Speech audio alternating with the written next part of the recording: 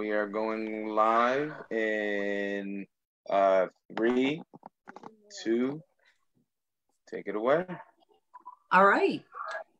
Good evening, everyone, and welcome to Reset. This evening, we have 4 remarkable young women, and we are going to hear her voice. So what is reset? What does reset mean? It means to change. It means to adjust. It means to shift. It means to transition. It means to transform. It means to correct to a new position.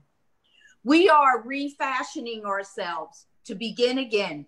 Change has come, and we are in a monumental time in our country right now is in a cultural shift. So I find it only fitting that we have these 4 remarkable women that will talk about her voice, her change, her time, her shift, and her transition. So this is our 4th show. And our first show was on grief, loss, and the coronavirus. Our second show was coping mechanisms during difficult times. We addressed mental health in the Black and Brown community. Our third show was a message of hope. And today is our 4th show. So we have Inaya Brown Moore. We have Simone Weeks. We have Jasmine Rivera. And we also have Naisha Salem. Inaya, I'm just going to give you a brief background. Inaya is, raise your hand, Inaya, so everybody will know that's you. Inaya is a rising junior at Franklin and Marshall College, where she is studying English literature. And she serves as an event coordinator for the Black Student Union. After spending her first year at Howard University, she returned to her hometown, Lancaster, Pennsylvania, and has since been committed to serving as a mentor and community leader. We have Simone. Simone was born and raised here in Lancaster. Thank you, Simone. She graduated from J.P. McCaskey in 2015. She obtained her BA in psychology at Lock Haven University of Pennsylvania. She is currently attending Millersville University in pursuit of a Master's of Science degree in clinical psychology. She now is a therapeutic staff support at T.W. Panessa and Associate Counseling Service Incorporated. And Simone later will give us some information about she founded and created a mental health initiative. You go, girl. It's called Do It With Love Project, which aims to raise mental health awareness. And we need that for such a time as this. We have Jasmine.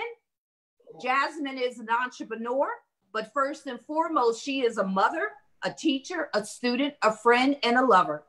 She and her 3 daughters, age 14, 9, and 8, are the proud owners of Jay's Mixed Seasoning, a collection of Afro-Caribbean catering and mixed seasoning service using garden-grown herbs and vegetables. I must say her food is really good. I just had her dinner the other day. She is a student at Eastern Mennonite Seminary, where she is pursuing her Master's of Divinity, her MDiv. And our last person is Naisha. She was born and raised in urban Philadelphia, known to her friends and family as Nye. Naisha graduated from Westchester University in 2001 with a bachelor's degree in education and a minor in special education. She is currently in her last phase of obtaining her master's in education leadership. She'll tell us more about that later, with a principal certification. Naisha currently works as Dean of Students for the School District of Lancaster. So welcome, ladies. Welcome. Welcome to Reset with Reverend Sherry. So first of all, and anybody jump in at any time, how are all of you doing mentally, physically, and you can even throw in there spiritually if you want to. Some of you are, 2 of you are mothers, and you've been quarantined for a little while. And so how are you feeling? Anyone can start. Just jump right in. Doing as best I can. Doing the best that you can.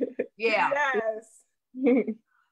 Doing the So best. prior to us getting started, we talked about that just a little bit. And I said, you know, I feel like I'm on an emotional roller coaster. There was a song out years ago that really spoke to being on an emotional roller coaster. I'm very, very grateful that I'm often up than down. I do have those moments when I'm feeling a heaviness that's weighing on me, and then I have to just break out in a worship and seek God's face even more. So it's up and down, but more times up because my hope relies in Christ. Physically, I am working. So I'm really intentionally taking care of the physical by working out daily, at least 4 times a week, I'll say. And then spiritually, I spoke a little bit about that, but God has me at a place where I have to seek his face early in the morning so that I can maintain, so I can be at a place where I'm in him versus hearing all of the outside noises throughout the day. So very good. Very good. A roller coaster. I could relate to that emotional roller coaster, up and down and up. And then sometimes you're going all the way up and then you come down, zoom, but God. So let's start with Anaya. Anaya, please join, and any of you join in at any time in the time that we have with her voice. And we want to hear your voice, her voice. That's why it's called Her Voice. So we want you to participate. If Anaya says something or any other guest says anything, please jump in and express yourself. We want to hear your voice. So Anaya, I'm going to pose this question to you. Anaya, you are young, gifted, beautiful, and Black. You graduated from a predominantly white school in Lancaster County. You did your freshman year at Howard University. Good for you. And then you transferred to Franklin and Marshall College. What has your awakening been like? Would you speak on that? That's a lot of transitioning, my young sister.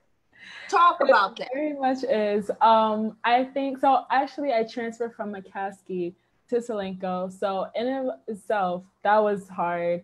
Solanco was very, as a Black woman, as you can imagine, it was very hard. Like, it was very hard. I went through a lot of stuff, just like environmental factors, external conflicts, as well as internal.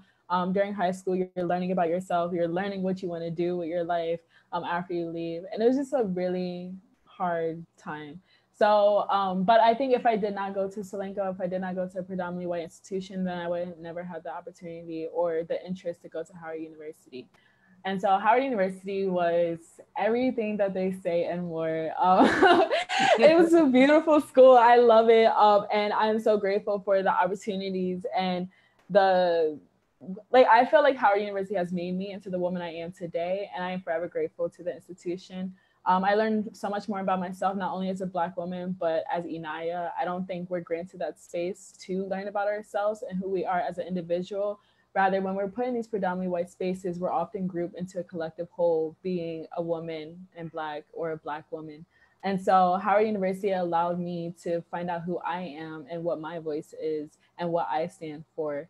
And my transition to FNM was based on the fact that I felt like I wasn't being challenged academically at Howard University. Howard University is a very good school, but they're better in pre-professional degrees, so like architecture, business, nursing. And I felt like the humanities, such as psychology or sociology or English literature, I felt like in those places, the academics weren't for me. Like, it wasn't challenging enough for me. It wasn't supportive enough for me. And so DC itself is a beautiful city, but it's also hard to advance yourself professionally. And so it's very competitive, very cutthroat, and it's easier when you know people to get into those places. Come from Lancaster, I don't know anybody. I'm not saying it's hard to get to those places, but it's definitely a lot more challenging. And so I started looking, a lot of schools that I was looking to transfer to did not give me enough aid to make it worthwhile transferring. So Franklin and Marshall, I knew this from being in Lancaster, and I knew they have a really, really good English program. I can say everything I came to Franklin and Marshall for, I have found in abundance. I have found a lot of professional opportunities. I have found an amazing English literature education. But one thing I have learned in this awakening that I've experienced is that I valued my academics and my professional experience more than my happiness in the community that I had and the cultural experience that I had at Howard University. I feel like with Franklin and Marshall, it's very taxing. As a Black student, you have a huge burden placed on you. And at the end of the day, you end up doing more for the school than the school does for you.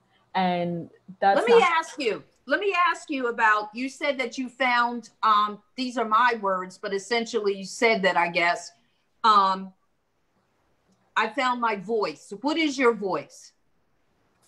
That's a very... Anybody want to answer that? What is your voice?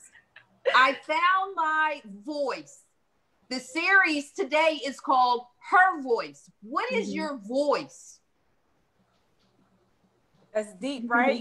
Yeah, that's very deep. What is your voice? What does Inaya want to say to the world? What is your voice? You have a voice right now, Inaya. I would say that my voice that I found is that it's okay to, one, it's okay to not be okay. Okay. All right. Yes. I like that. And my voice matters in whatever space I am in, but my voice is also complement. It's a part of a larger pool of voices, but I have to find my individual voice. So okay. I'm not sure if I think you did good. You did good. You did good. It's okay not to be okay. And you're so young to have found that out. It's okay not to be okay. And it's okay to not know. Your voice matters. Yeah. No matter what space that you're in, your voice matters. I like that. Okay, Inaya. One of the things that when I interviewed you, you told me that you are an avid reader. You also told me that this book, The Four Agreements by Don Miguel Ruiz. We don't have that much time. We only have 60 minutes and I have other guests, but in a nutshell, The Four Agreements by Don Miguel Ruiz, you said that you lived by this. And so that caught me and I had to go look this up and, do some reading. But tell me about the four agreements that you live by. Okay. So the four agreements that the book speaks about, agreement number 1 is be impeccable with your word. Everything you say, use it in the direction of love and truth. Because your words are powerful. Your words manifest. Your intent always manifests of however you manifest it in what you say. The second agreement is don't take anything personally. Everything that someone does to you is a reflection of themselves. If someone's being rude to you, if someone's being ignorant or argumentative, they're having their own personal demons, and you have to acknowledge that and be respectful of that as well. The third agreement is don't make assumptions. We only see what we want to see, and we only hear what we want to hear. And often it complements being don't take anything personally, because when you make assumptions, like, you don't understand the full story, and there's a lot more behind it. So just always ask questions. And again, be impeccable with your word. Like, don't seek the truth, seek a clear understanding of everything that's happening around you.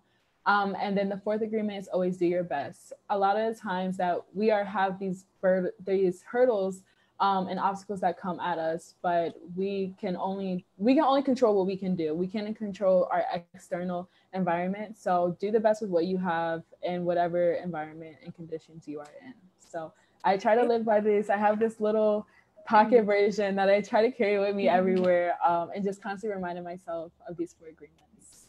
Excellent. Excellent. I don't know if anybody would like to comment about that, but be impeccable with your word. Power comes out of our mouth. For instance, through your word, you manifest power. Also, in the Bible, it says the tongue has the power of life and death, and those who love it will eat its fruit. When she was telling me about this, I thought of the Bible a lot, but she said also don't make assumptions. Don't take anything personally. nothing others do is because of you. I like that. That's something to live by. And always do your best. And then she said earlier, it's okay not to be okay. Right. And so your best will be your best right now in this space that you're in, but then it's okay because you have tomorrow. Now, she didn't say all that, but I said all that. All right. Well, we have Simone. Simone, you are involved in Black Lives Matter. And Black Lives Matter, let me see if I see Simone. She's there. Black Lives Matter addresses the problems of policing, more specifically, police brutality. And you can tell us much more about that. What else would you like to tell us about your involvement with Black Lives Matter, and what does it mean, Black Lives Matter? So I don't know of any local chapter of Black Lives Matter, because from the first time that they formed after the killing of Trayvon Martin, that's when they kind of formed it into like a chapter-based organization. But Black Lives Matter is just a movement that, you know, Black people want to be heard. Our experiences are real.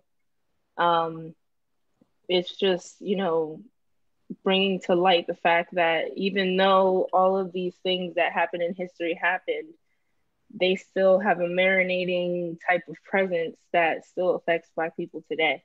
And Black Lives Matter is just, we want our voices to be heard, and that these problems that are going on are really affecting us, not just police brutality, but systemic racism, white supremacy hitting us like crazy. It's just so many different factors that are hitting the Black community in healthcare, in education, policing, all of those things. So it's just really a movement to just not only do for ourselves, but to also get the more bigger spectrum, government and everything like that, to recognize that these are the things that we are experiencing, take it seriously, and you need to help us make a change. Yes, I like that. I saw you on TV and you were downtown. You were speaking about Black Lives Matter. I saw you on Facebook. You were speaking at your church, Brightside Baptist Church, on Black Lives Matter. And even the fact that you were downtown, putting your own life in jeopardy, you know, with the coronavirus. I was like, wow, that's really brave. I mean, that mask was really, really hot that day. Yeah. And there was a lot of people down there. And I said, wow, this is something that you believe in, that you are risking your own life because this is what you believe in. You believe in also breaking the systemic racism. What else? What are the other things that, do you have a follow-up to what you're going to do after your protest downtown? So that was just obviously the start for me, but what I've been doing was signing many, many petitions, not just on the George Floyd incident, but also on Breonna Taylor, because her case still hasn't even moved past, you know, they haven't even been fired, the officers who arrested them. I've been donating to different organizations, like there's also it's called the Black Emotional and Mental Health Collective. And of course, me being big on mental health, that's one of the ways that I've been trying to contribute to the cause. Posting on social media daily of different things that are happening, not just with the senseless killing of Black people, but also the things going on within education, healthcare, housing, all of those things. But really what I've been trying to do is just raise more awareness of Black mental health. I think a lot of the things that are happening today stem from mental health. It's all up here in the mind. You know, I firmly believe that, you know, systemic oppression has a lot to do with mental health. Generational curses, definitely.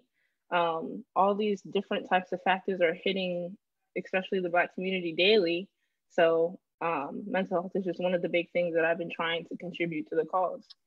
And so as a result of that, you developed an initiative called Do It With Love Project. Want to tell us about that?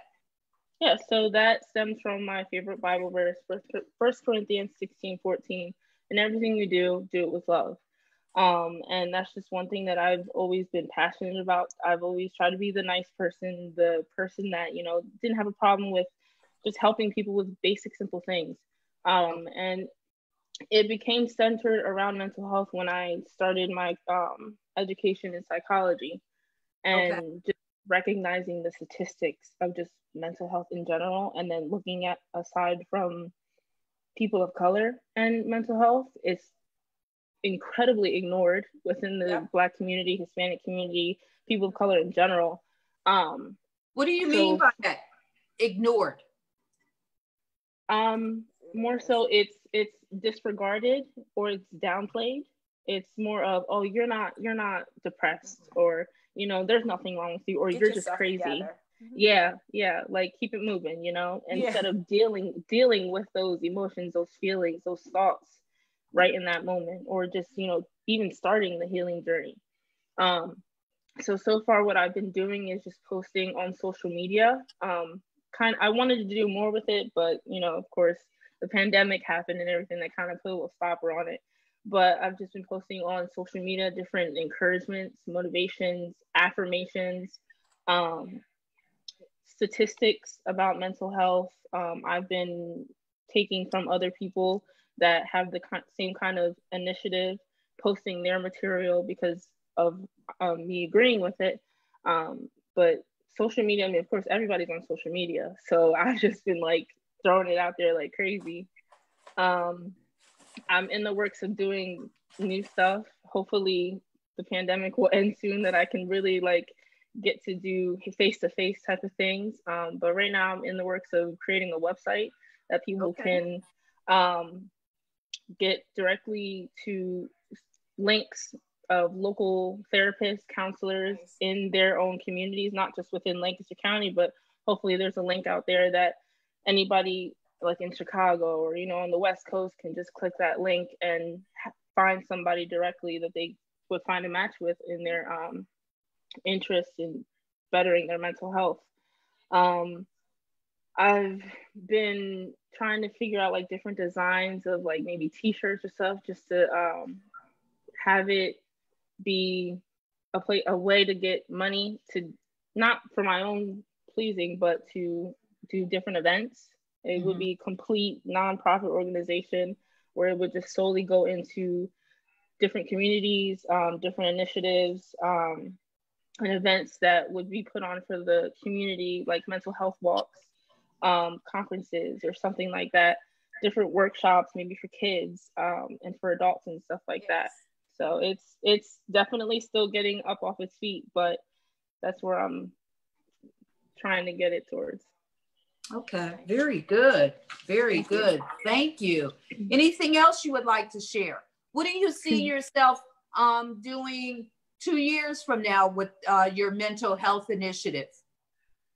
So 2 years from now, I'll have my master's and I'll be going for my licensure in counseling.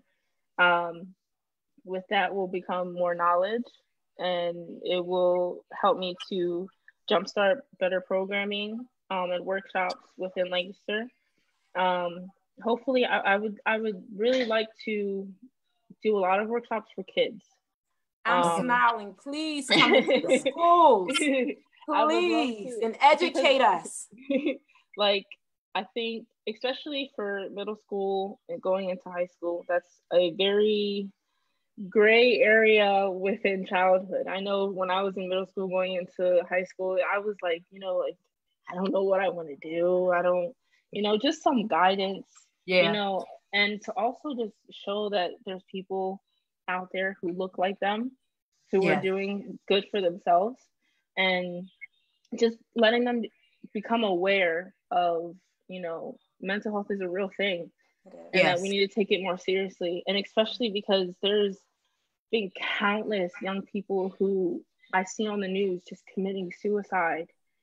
And it's like and then it makes you wonder, like, how does a 5-year-old, how does a 4-year-old, how does a 10-year-old know about suicide?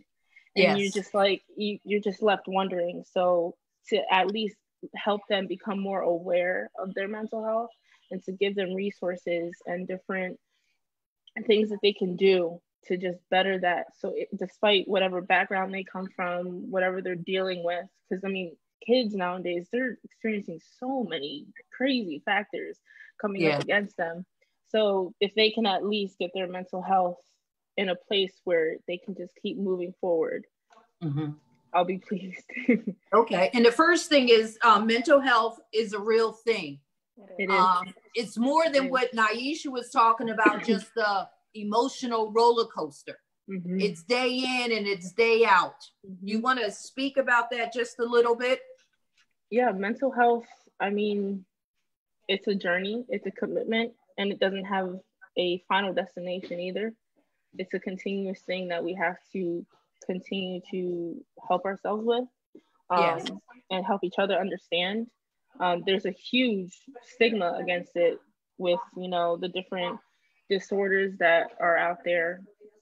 But it is a real thing, and it needs to be taken a bit serious, more serious than it is. It's just as important as physical health. And actually, your mental health affects your physical health. So if your brain if you're, you know, in a very extreme depressed state, it can mess up your immune system. And if your immune system is messed up, you're more prone to get more sick. So it's all interchangeable. So it's like, if we're not right up here, we can't be right here in our immune system. Nothing like, so it is a real thing. And if we don't take care of it, we are hurting ourselves. So how can we in the Black and Brown community do more to help people that are experiencing mental health? Because for so long we have denied mental health or just labeled someone that they were crazy. How can we be more supportive, Simone, for people in the Black and Brown communities? Instead of jumping to the conclusion that they're crazy, listen to them. Okay. Try to understand, be empathic. Don't be, you know, so quick to lecture someone just because of the way that you think that they feel isn't, you know, how they actually feel. Try to understand them. Simply just sit there and listen to the person speak. Literally just sit there and let them speak. Don't say anything unless they really ask you to.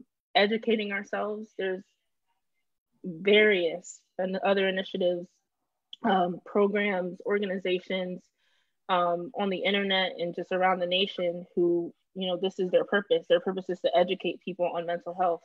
And there's actually a growing presence of initiatives towards communities of color. Like I mentioned, the Black Emotional and Mental Health Collective, they're based out in Los Angeles, but their presence, especially with, you know, the things that are going on now, they have had a growing presence with they've been doing trainings and posting resources on their websites and their social media. So education is a big thing about it. Looking out for yourself, you know, like just instead of, you know, quickly ignoring your own thoughts, just meditate yourself. Just, you know, if you have to, stand in front of the mirror and start from there. Or, you know, I kind of started with just writing like different things that, you know, like affirmations, positive affirmations. I am a good person. I am awesome. I am beautiful. I can forgive myself. Like some of those things, like just starting with motivating yourself, and then you just like see where that takes you off onto. Can so I just educating say something? yourself started. Sure. No, sure. Your I am, Simone. How important it is for us to speak life. Life and death is in the power of the tongue, but speak life. God gave me some time ago. If you go into King Elementary School, on the steps, you have the I am statements from A to Z we've been working on with kids, from I am that. amazing, I'm brilliant, I'm confident, I'm caring, I'm determined to succeed. Mm-hmm. Speaking that life, and it's amazing what that does. So when we would see a kid engage in negative behavior, to be like, but I'm a good person, I made a mistake. You know, they're not being defined by their mistake. They're recognizing, you know what? I am who I am, and I'm not defined by what I do necessarily, right? So those I ams are throughout the what I look like. So it's good to really speak and teach, and I have some up in my house too. I mean, it is important to start with yourself, because you can't do it for someone else. I mean, you could to a certain extent, you know, motivate someone else, but if you're not right with yourself, like, are you really doing something? Are you really doing something? You might be able to speak life to someone else, but like, do you believe it yourself? Correct. You know? So yeah, you got to do it with yourself, educate yourself, search different things that are going on. And also, I will say there is a growing presence of counselors of color, psychologists of color, therapists of color.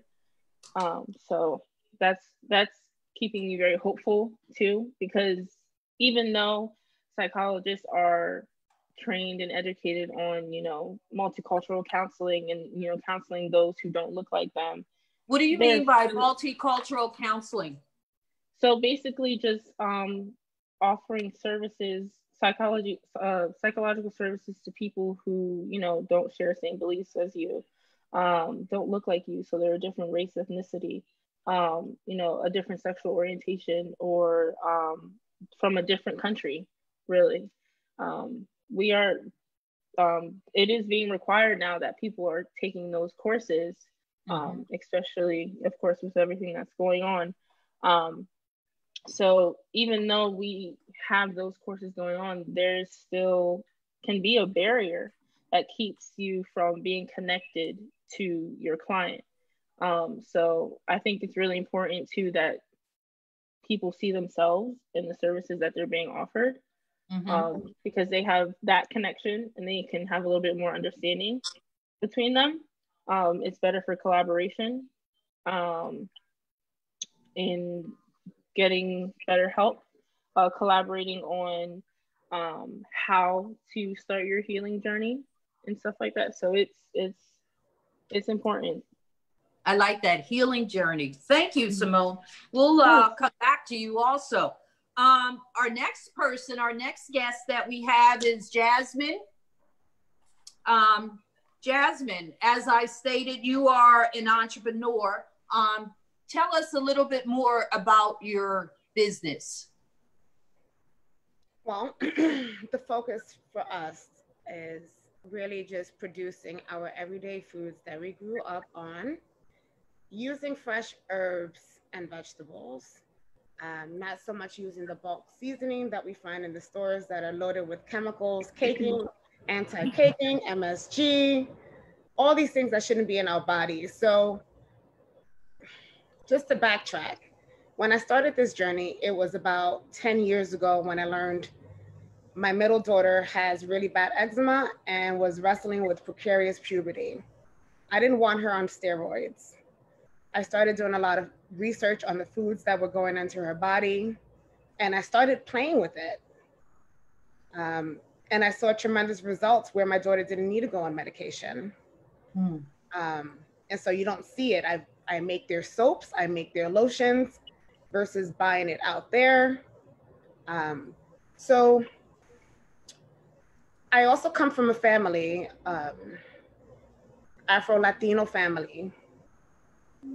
And not one person in my family outside of me doesn't wrestle with high blood pressure, diabetes, high cholesterol, some type of mental disorder, anxiety. And those can be induced so much through so many different things, but really the connection is food. And it's how we prepare our foods. I understand we want flavor. We want that palate to be like, oh, yes. Yeah. But at what price? If we stick to what we've always done, seeing that we've been dying off prematurely. our lifespans are cut short because of what we choose to eat and the lifestyles we live. Mm-hmm. So the purpose behind this is to really train my daughters. I do not garden, but whenever you go to a West Indian island, most of the folks all have gardens. They all garden.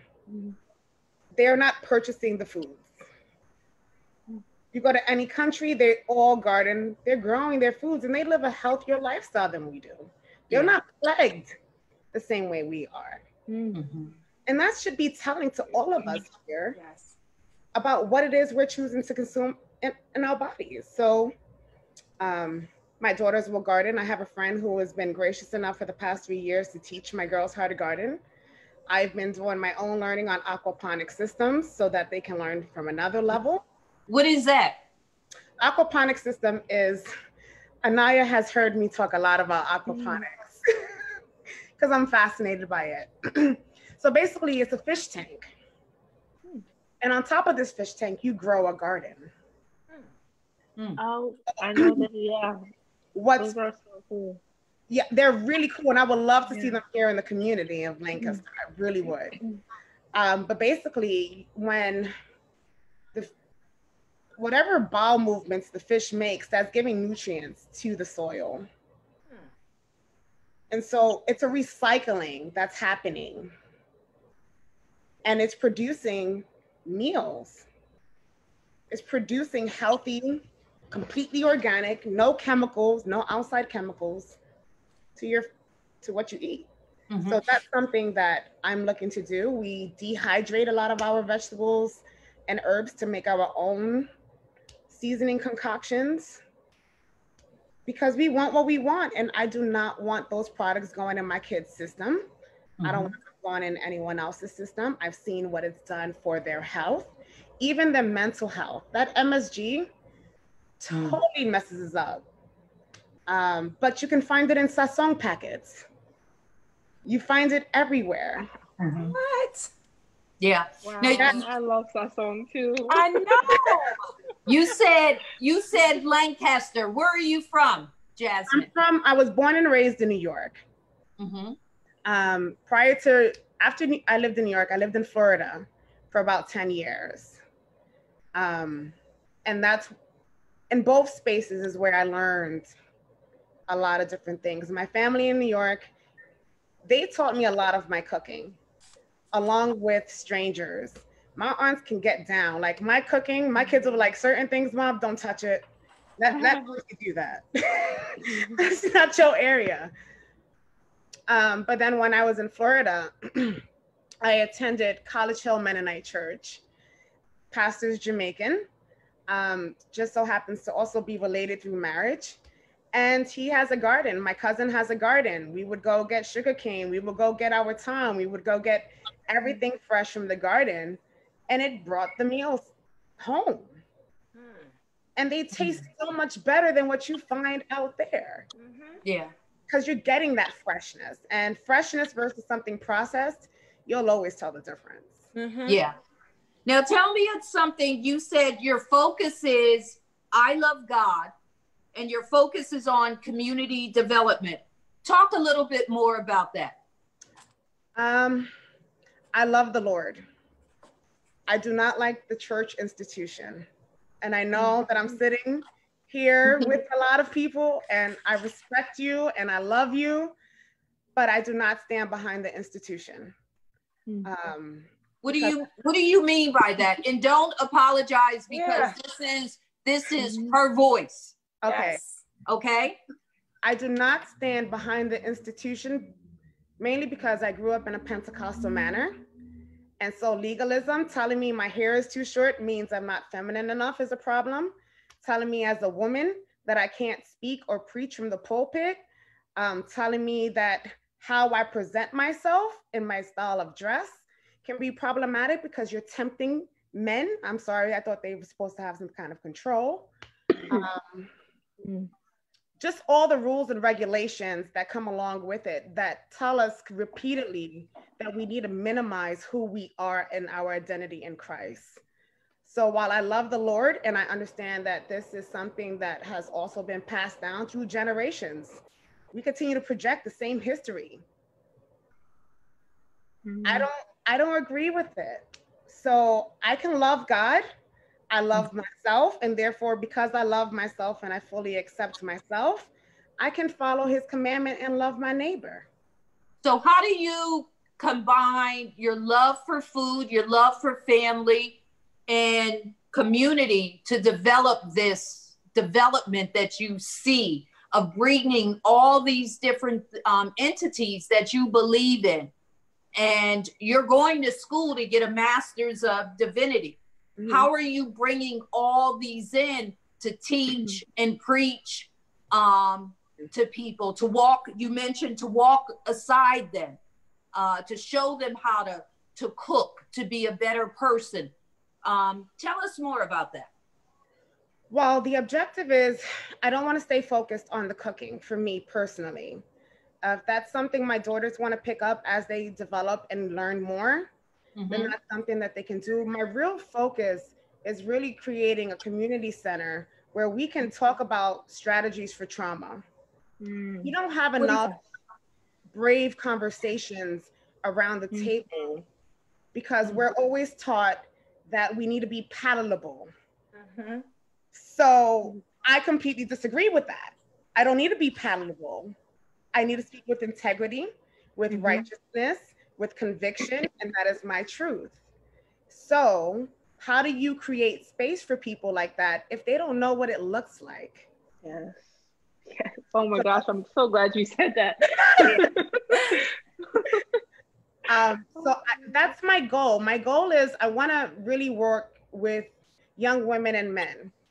I want women to feel, and young girls to feel comfortable. One of the biggest issues and what was my biggest motivator is that we have so many people in the community working for our children. And we have way too many single moms working multiple jobs, not able to pay attention to all the details that's required. I am a single mother of 3 girls. A school can call me knowing that my daughter has been discriminated against, say I'm doing something wrong, and demonize my child, and will not take the second look to think about, well, what can we do to support the mom? Okay. I'm automatically demonized. And that's not okay, because as a single woman, you have enough pressures. You have enough demands. I believe even married women have the same demands and pressures. So where do we sit there and think that it's the best idea to work so heavily on these children and then send them back to toxic environments and no one's paying attention to the parents? So your community development, your community center would address the trauma that they are experiencing at school, in the community workspace, or anything like that. Yeah. But even at the home, and also bringing, I don't think I can do it. I'm not equipped, but I would love to partner with people who are equipped to bring toxic masculinity to the forefront. We need to have what do you mean by that? Toxic? Toxic masculinity. That's a whole session. We got my girl Naisha who need to be on here. Yes. Okay, we got Google. Google's a good tool. Okay. All right. We could table it and discuss it another time, but in a nutshell, I never heard of that.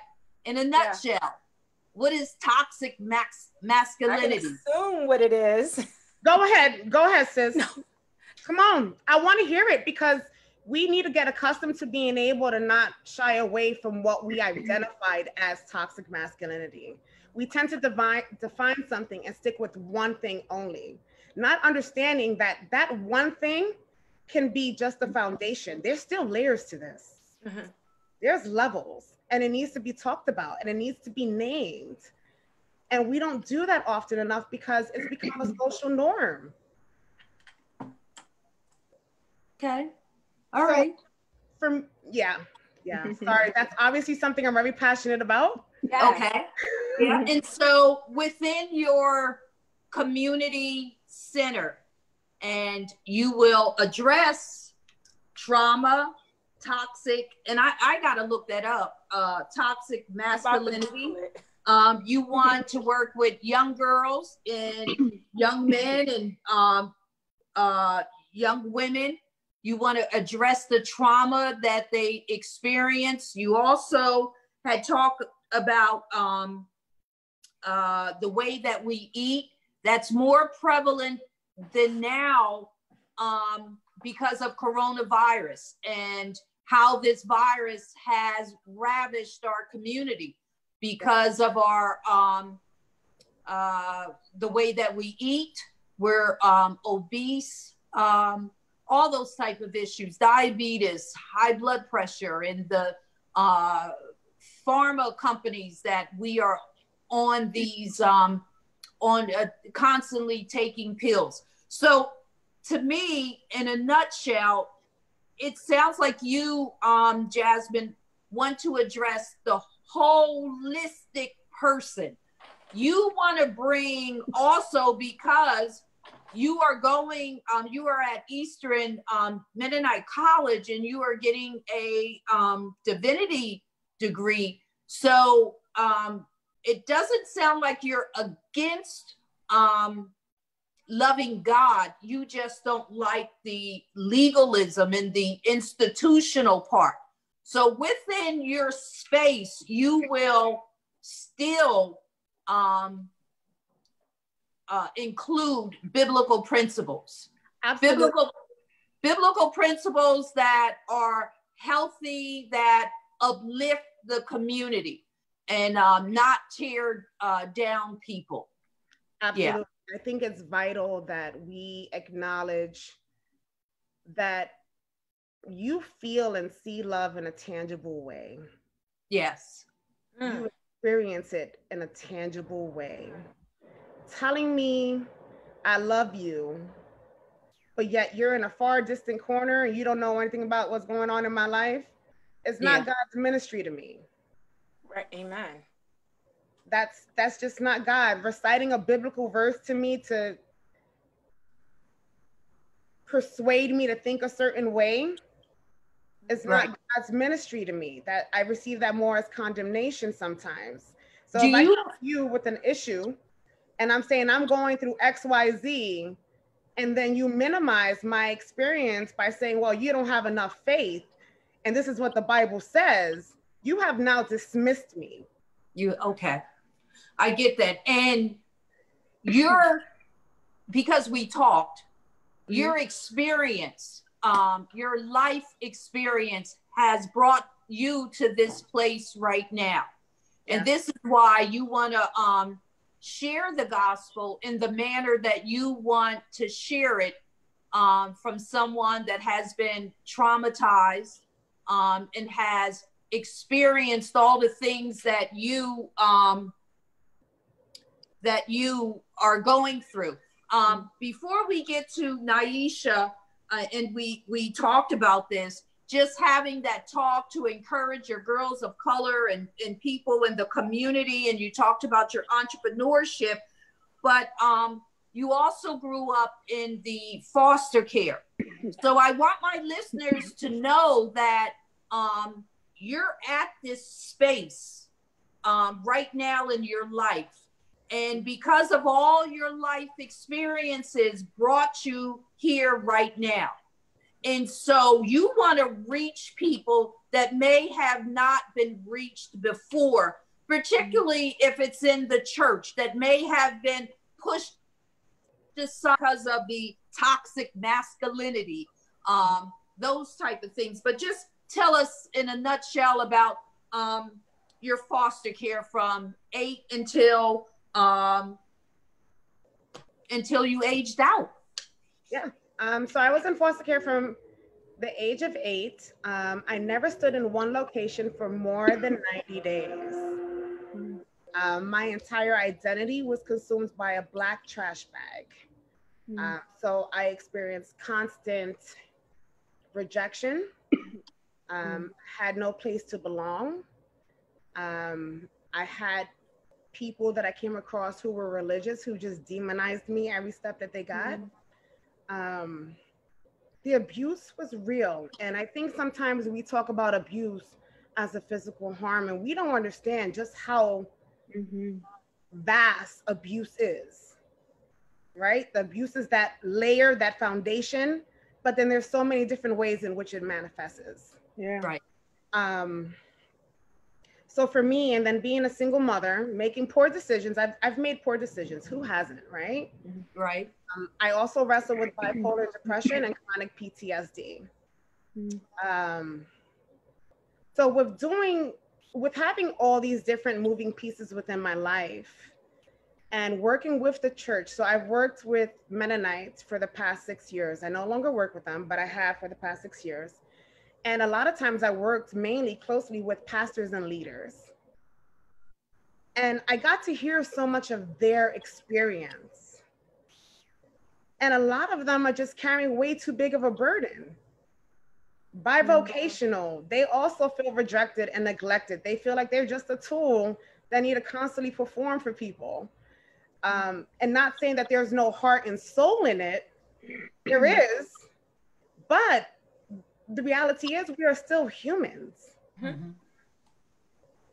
And we shouldn't be put on pedestals. We should be appreciated and accepted just as humans. So you also get that. And then you get from the other side where you go into a church and you can't even sit in there because of how you dress, your sexual orientation, your preference, your haircut. My daughter has been addressed when she had short hair and said, you know, a woman's hair is her grace, right? I almost lost it. So your experience in life of working in the church, of being a parishioner, and now, like I said, you're going for your Master's of Divinity. And so you will, I believe you talked about it, love. That is your goal, to accept everyone, people that have been traumatized, that have been rejected, that have been abandoned. Yeah, that's who Jesus accepted, right? That's right? exactly who Jesus was after. And I don't want to romanticize the word love, which society does. Love is not this beautiful, flamboyant thing. Right. It doesn't look pretty. Right. But well, thank you. Yeah. You know what, Jasmine, we got to continue our discussion. I'd like to continue our discussion again with all of you, but I'm going to go over to Naisha. And this is called Her Voice. And all of my guests are sharing their experience, what brought them to this space where they're at right now. It's her voice, regardless if you agree or not, but we need to respect each other's voice. And so, yeah, this is a learning curve for me. My children will definitely let you know that this is a definite learning curve. And you're stretching me. All of you are stretching me, and I'm learning from all of you. But I'm going to go to Naisha right now. And Naisha is a minister at Brightside Baptist Church. She has a ministry. She has a prayer line, and she talked about earlier about that God is having her wake up. So Naisha, tell me about this prayer ministry that you have. So I actually had some dialogue with Reverend Sherry last night about defining it as a prayer ministry. I never, first of all, I'm grateful to be able to pray with women. I think it's power in that. I really do. Whether we are within a building or outside of a building, it's powerful. So I'm grateful to have this opportunity. Never looked at it as a ministry. I believe I'm just joining with other women within the church to pray, as we're called to pray and to encourage one another from what's the highest truth in my life, which is the word of God. So just on Tuesdays we come out. Well, we don't come out, y'all. You know we don't go anywhere. But it's been some faithful women who have committed to linking up and praying. It's essential to be in the presence of God. It's essential to have his word spoken into us. That's what I strongly believe. It's essential to seek his face and find out what he would have us to do, not man. Whatsoever we do it heartily as to God, not unto man. May not speak the way that some men want us to speak or some women want us to speak. But if I'm speaking the word of God, amen. So it's just beautiful to be at the feet. I'm not the only one that prays on the line. Others do. I don't personally believe it's my thing. I believe it's our way of being before God together. Yeah, I'm just grateful. And I don't believe, while God has me here now, and because Corona has done some things, while he has brought us to this place now, I don't believe it's for me to stop. He has not given me a timeline. Prayer is something that we need to continue throughout our lives. So, hey, that's where I'm at right now. And I'm very, very grateful that the pastor of the church has allowed it to be. I would have called you on the phone anyway and started praying outside of. Well, one of the things, Nyesha, what drives you in life? I am absolutely, today I can say my greatest motivation is Christ. Okay. My greatest motivation is Christ. It is not cliche when I say, what would Jesus do? I might get the bracelet, but it is not. My way has not worked over the years. And I don't want to even begin to think that it will ever work. My greatest motivation comes from the word of God. So I'm driven by what he says, and he has positioned various people around me who speak life, and I can look towards them for guidance and motivation as well. But what they're doing has to align with what God has said. So if it doesn't, then I fall back. So tell me, in Micah 6:8, it says to act justly, to love merciful, and to walk humbly with God. And I believe that all of you, Nyesha is going to address this, but all of you have addressed this. All of you talked about love in your voice, her voice. All of you talked about being in a space where you are now accepting who you are, and being merciful to yourself, and not allow other people to judge you. I commend all of you at this point that you're in your life, to be comfortable within your own space, to be comfortable where you're at in life, and also to walk humbly with God. I believe that all of you are individuals, but all of you also walk humbly. And I believe that all of you in your own experience will continue to grow. And whatever that is, that will be between you and God, how you would continue to grow. But some things that I really see is your love. Your love comes through. It's evident in you. It's evident in all of you. And all of you have different experience. Her voice, finding your awakening, finding your voice, that my voice needs to be heard. My voice may not be like yours. My experience is different from yours. But even Simone was saying that we have to listen. So I'm going to push myself, even if I don't get an opportunity to have each of you on this show again, that I'm going to push myself to meet with you and just listen to you, because we only have an hour here. But I want to hear more of Inaya. Inaya blows my mind. When I get finished with her, I have to Google a lot of the things that she says, because this young girl to me just blows my mind. And I've watched Simone grow up, and what she's doing in the community with Black Lives Matter and the mental health. I want to know more of what she is doing. And I just met Jasmine, and Jasmine, I definitely have to follow up with you because I do want more dinners. Yes. You know, my palate is definitely, you know, saying I want more of that.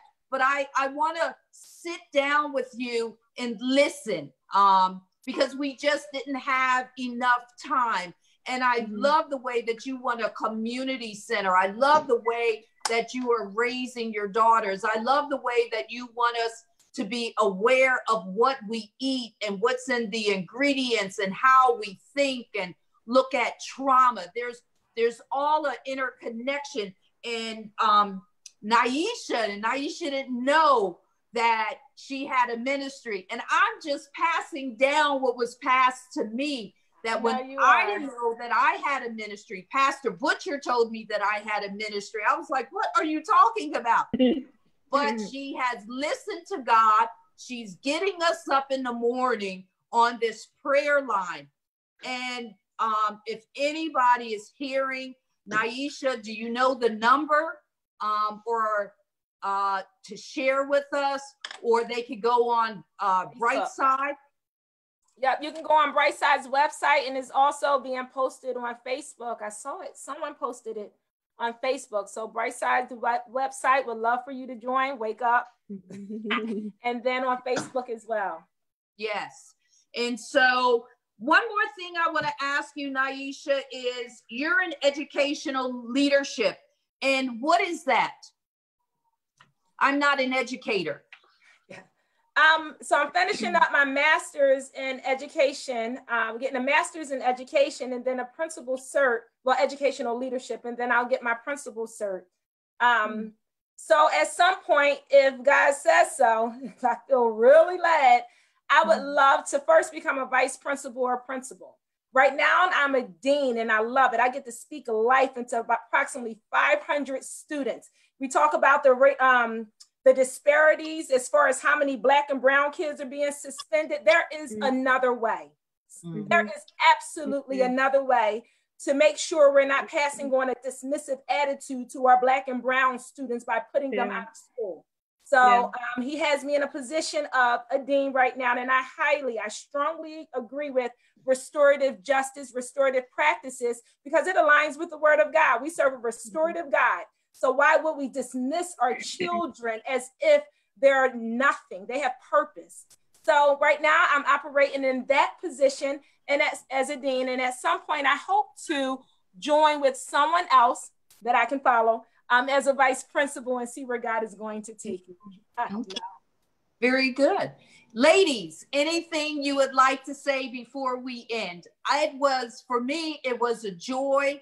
And like I said, all of you are stretching me, and you're stretching me to be a better human being, a better individual, a better listener. And that's what I have to do is listen, especially being in the church. There are all different types of people. And the one thing that all of you were talking about is your love for what you're doing, and that we need to love more and not just label people. And so I personally appreciate all of you. Anything you want to say? I'd like to thank Ms. Lofton and TCP Network for giving me the platform to express my voice. I'm also very grateful that I got to join these three admirable women and aspire to grow and continue growing and learn so much more about myself, but also the women in my community. So yes, thank you, dear. Anybody else? I echo your words. We echo your words, Inaya. We echo your words, Inaya. I just want to give a quick shout out to my nephew, Spencer Oliver. He made my flyer, and if anyone is interested, you could reach him at SL Oliver, OLIVER, at Spartan, SPARTAN.northampton.edu. He is a student at Northampton County College.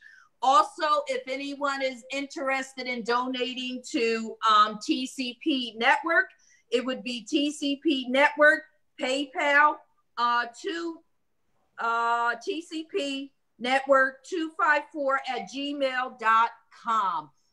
We know that what Marquise and all the other TCP members are doing, they have a building now, and you have to pay for the building rent, you have to pay electricity, and right now you're getting air, and then in the wintertime, heat. So if anybody would like to donate, and you can always go on their network, TCP Network. But ladies, I just want to thank you. We have to follow up.